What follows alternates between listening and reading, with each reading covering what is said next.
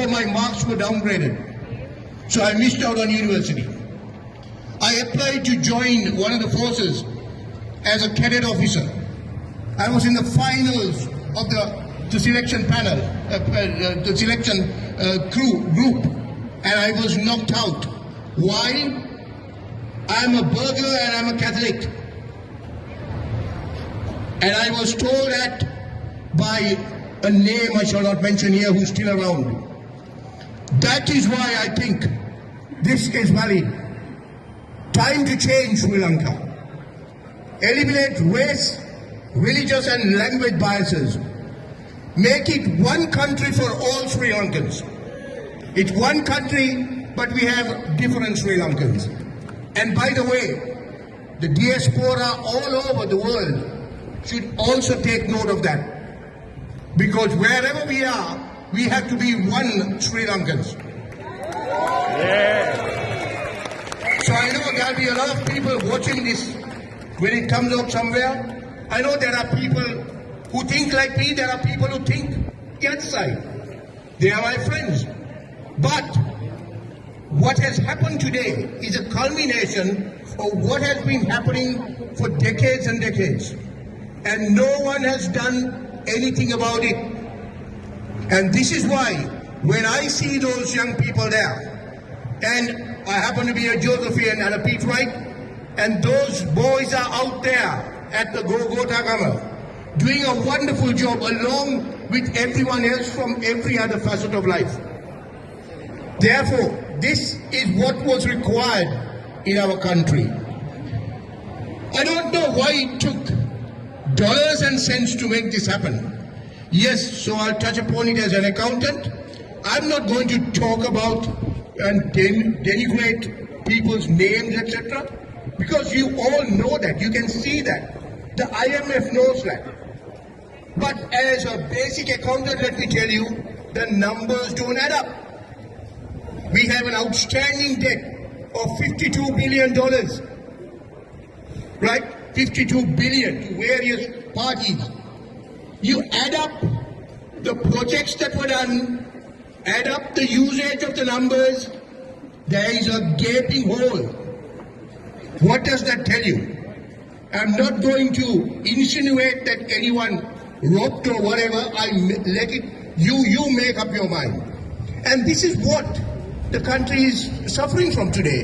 And yes, speakers before me have talked about the children not having paper to sit their exams, people not having milk, giving up for gas, etc. We know all that. But what is the root cause of all of that?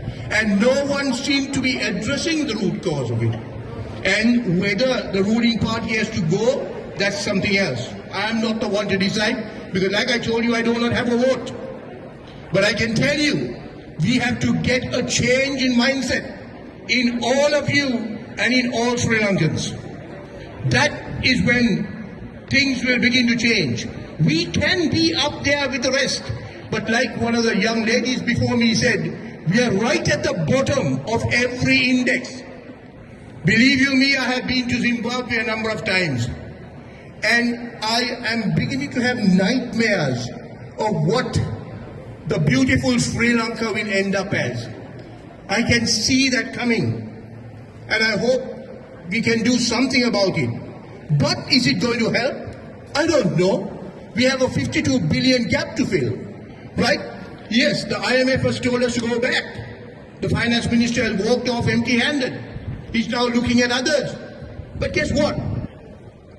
Another country which Australia is also having issues with at this point in time is providing $2.5 billion. $1 billion of that is to settle their own debt, that one of their previous debts. So therefore the net is $1.5 billion. And that is a further noose around the country. Is that what we have? Is that where we have got to? Or should? We are a smart nation. We pride ourselves. Sri Lanka, the smart nation. What happened to our smarts? Right? Were we taken as gullible people by a handful of smarter people or cunning people? That is what we have to recognize. And therefore, I mean, we don't know what's going to happen. I'm not a constitutional expert, nor a lawyer of any sort. But what I can tell you is, looking at things, it doesn't look good.